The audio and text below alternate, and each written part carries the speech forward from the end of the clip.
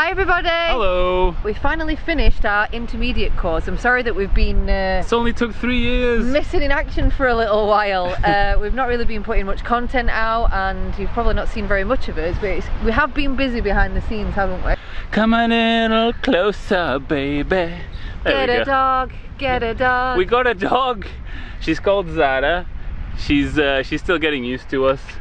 Yeah, a lot of stuff has happened. We finally finished the course, we got a house, we got a dog, and all sorts of stuff. It's been crazy, but it's such a big relief that it's finally done. And the retreats, we've met loads of cool people this spring at our retreats. This is the thing that's also has influenced a lot how we designed the courses. When we did the first ones, we were just starting with ground handling retreats, and now we've done pretty much 10 of them, so like 50-60 people in total. And trying to teach or help someone do something like, you know, for instance, side to side and stuff like that, it really influences how we've put the course together, right? Definitely, and people have given us feedback, and the stuff that we the exercises that we go through when people are here on the course, it kind of goes in the sequence of how you learn things, really, doesn't it? Yeah, because I think most people are pretty good at getting clipped in, putting the wing above your head, and then either controlling it in forward or reverse. But there's some common mistakes that we always see, isn't it? Like not dissociating the brakes, so when they pull one, they pull the other one as well, and then the wing seems unresponsive, but it's really just doing what you're telling it to do. Yeah, and also like patience. A lot of people are really impatient or a bit like heavy-handed with the wing. A lot of people are really keen to get it up, turn around really quick and run because they're scared of something going wrong. Yeah. And that's not the right way to be. Trying to go through on the very small window where it's perfect, rather than, you know, if it kind of goes on the side a little bit, instead of aborting, just being patient, taking a deep breath, getting it back overhead, checking your surroundings. Okay, is no one coming? Okay, now I'm gonna take off. I think everyone's just so keen to fly all the time that you don't prioritise going and doing a bit of ground handling first. The basics, so yeah. A lot of people have got a lot of experience in flight, but actually not much experience with on the transition. A gentle and progressive takeoff.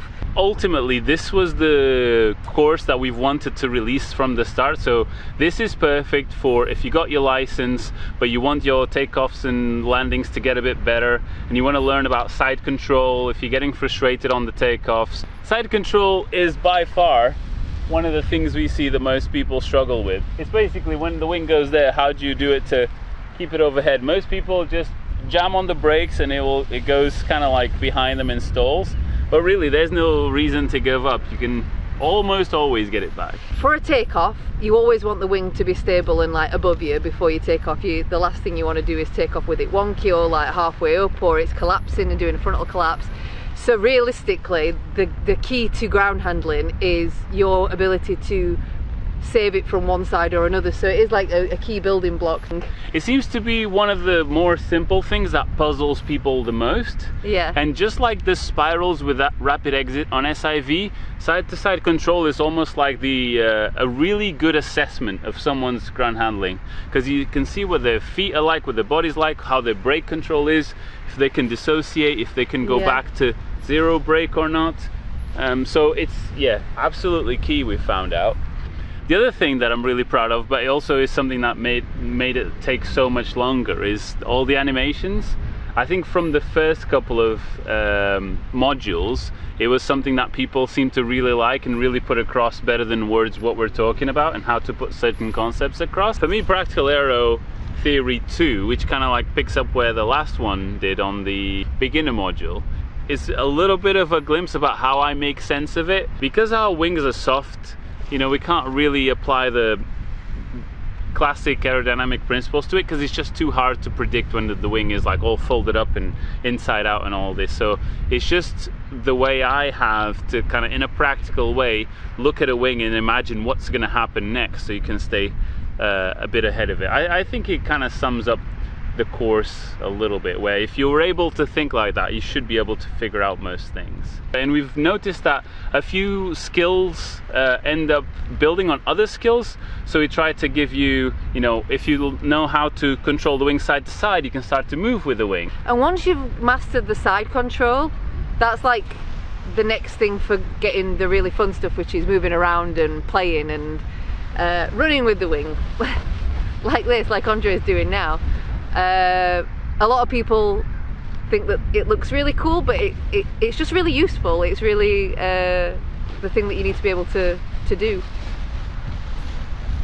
Moving with the wing, because the wing always leads and the pilot follows. So if you want to go that way, instead of just going that way, it's better to put the wing on that side and then you follow the wing.